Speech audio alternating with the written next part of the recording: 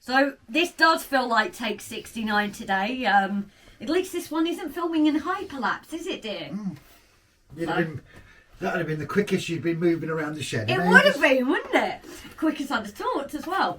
So anyway, guys, welcome to this week's episode. I just thought if it had recorded sound, you'd have sounded like Mickey Mouse. So anyway, guys, welcome to this week's episode with us at RGJ Trains at David Junction. So yeah, as usual, plans and what we state to make out. Obviously, it is the only usual 2 releases this week. So I think it's going to vary each week, really. It depends what's going on and things. So the plan for this week, however, we'll get straight to it today. We've seen my hills have been looking very sad and unloved and unwanted for some time now. But now we have a static grass machine and Rob lovingly made up the rock moulds. I am hoping to start to add a pop. You did it, take 2, take 69, you did it again. You called them rock moulds. Lovingly made up the rocks. You had the second chance to get it right. And you blew it. Well, we wouldn't be RGJ if we didn't get things wrong and show it on camera. But they wouldn't have known if you hadn't said anything. Yeah, but you did it wrong, so I am going to say it. So yes, guys, he's made the rocks out of the rock moulds for me, and I've got a few smaller bits here. Now, Rob is hoping... You're repeating yourself. It's a very grave concern. I'm repeating myself because somebody recorded it on hyperlapse. I can hear those crickets. So, anyway, guys, someone trying to pass the blame again. Domestic! We see our little engine shed here that Jason had on his and decided to donate to us. Train maintenance depot. Train maintenance depot, okay. Everyone knew what I meant. Well, I hope so. Answer in the comment, guys. Always be on my side. You always are. You come through when I need it. So we're hoping it's not going to be used for that, however.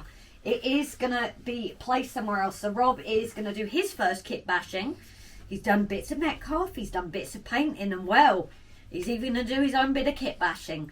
So he's going to look at making that the envision that we have. And I'm obviously working on the hills. And also, now the paints have arrived. Again, thank you to Paul Woods for his added advice on the paints used for my airbrush machine. Hopefully start looking more of a realistic sky as well. Not painting the background at this time, it is just clouds. But I don't know if you'll agree with me, Rob. This is really, now we started adding scenery, grass, it is starting to look more like a realistic scene. You know, it's starting to get there. We still don't have our lines running yet. You know, the hills are alive. Not with your singing. Shall I not do that again? No. Okay. That's one you should not do again. But yeah, I think, you know, you guys have been there, a lot of you have been there from the very beginning, and you've seen the scenes as they've developed, and especially the grass on it. It's just changed it completely. So hopefully, guys, we can get more of that done. But like we said before, because of the reach, we are concentrating on the outsides first, and then once those are done, we can start making our way more inward and creating more of the town and area like that. So that's the plan for this episode, or leaking into next week's update, you never know. So I will leave you for that while I go and get everything prepared to start with my hills. I'll see you in a bit, guys. Right, so as Grace was taking the mickey out of me, I suppose, I'm going to have a little bit of go at kit bashing. So this is the train maintenance depot that Jason sent us. It's just proof that you don't need to throw things away. I've got the clips holding that at the moment. Just the little bit that was loose. Glued this down to this cork to give it a bit of strength. But I've also created this, which I'm going to use to give more strength across the top. I've cut it down to size. And this is just an ordinary piece of corrugated cardboard that we had from packing. I've sprayed it grey. It doesn't look perfect, but we don't want it to look perfect because it's going to be an old shed, and that's eventually going to be the roof going over the top of it. So this is me making a mess of things. As usual, hyperlapse it, see how we go. Thank you.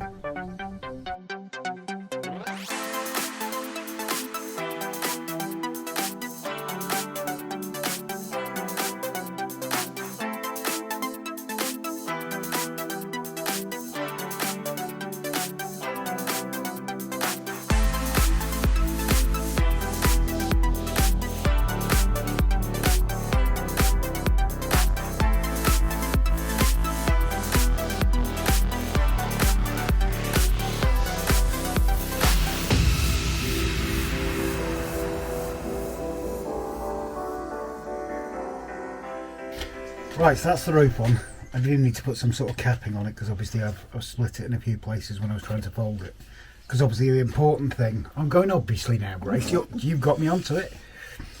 The important thing is, I'm not saying it, the important thing is that the rain's going to fall off down the sides. Obviously. Shut up! If Grace doesn't appear on the next live, you know why. She's going to go under the shed with Simon. You want me to go with another man? Whatever floats your boat. So what we're going to do as well now is just try and do a bit of weathering, maybe a bit of green in places and a bit of rust coloured in others, on the roof and on the sides, when Grace very kindly does the scraping of the rust colour, please. So that's the next bit.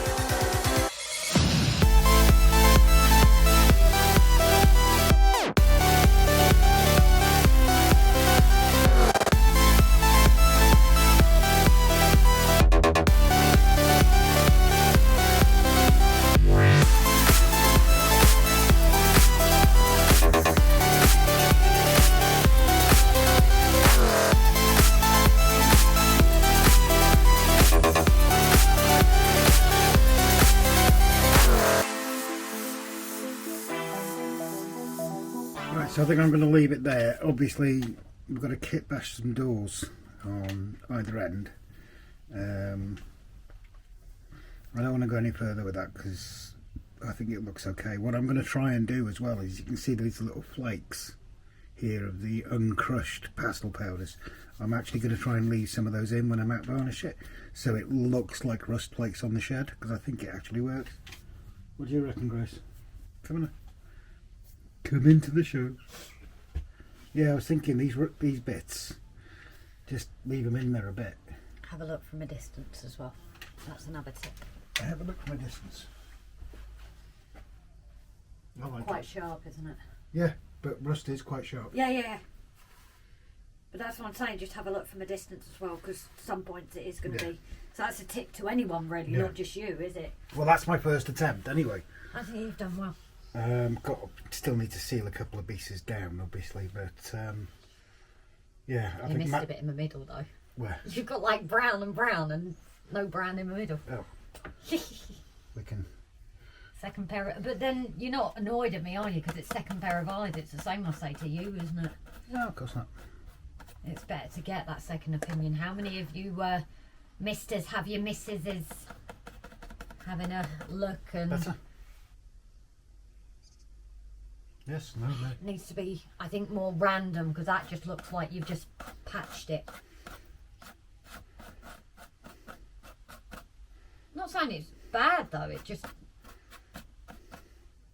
It's that second pair of eyes, but yeah, I think it works. It looks like a battered old...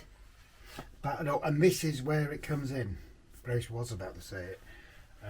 So, Jason over at Barnabas Junctions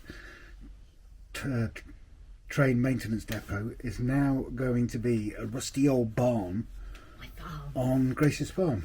You might ask, why the heck am I doing work on her farm? But I just wanted to have a go at something. Obviously, I know you guys and Grace can do a load better, but I don't think it looks too bad.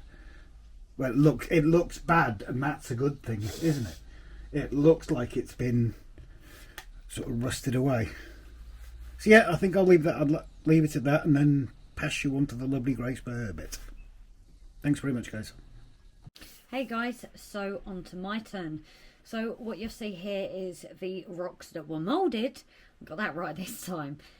Here ready with my colour. So this is going to be another like my mountains. It's going to be a wash. So this is why I've got them on an angle just behind the, I'm using old paints actually, to try and help it all go down. And then these will be placed onto the hills. There will be things like grass and that involved, but I wanted to make sure everything was coated.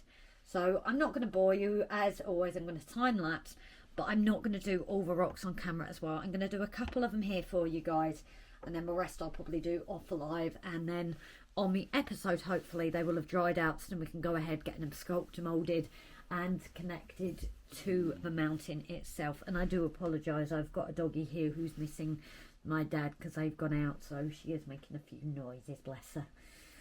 Okay guys, I'm going to crack on with it now, and I'll see you in a bit.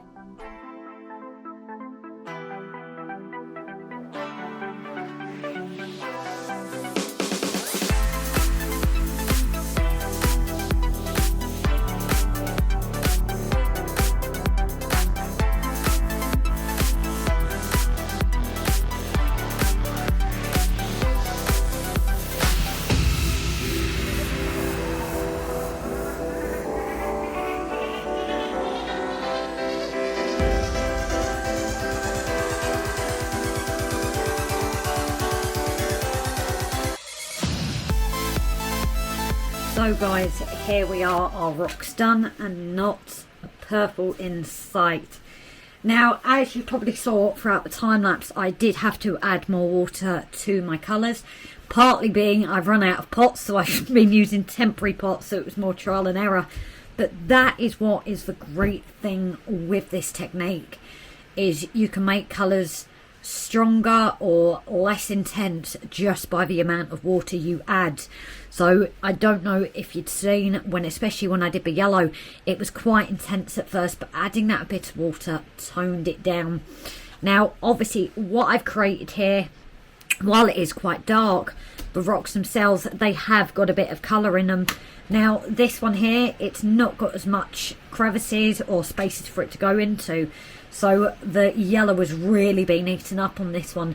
But that isn't an issue, and the great thing is, because of where it's going, static grass, tufts, flowers, if I'm not as happy with this one, I can just put grass in places, because these are going to be laying flat as well. So places like here, there will be grass as well, so it's not an issue. But again guys, it's #1 rule, if you wanted to have these bright pink, bright green, it's entirely your choice. But I'm extremely happy with how this has gone. And you can also do it with greys, blacks, and will probably something I experiment as time goes on. But anyway guys, thanks for watching this episode. Please hit the like button, share, subscribe, hit that bell if you haven't to receive further notifications. And we will see you guys next week. Thanks for tuning in. Bye for now.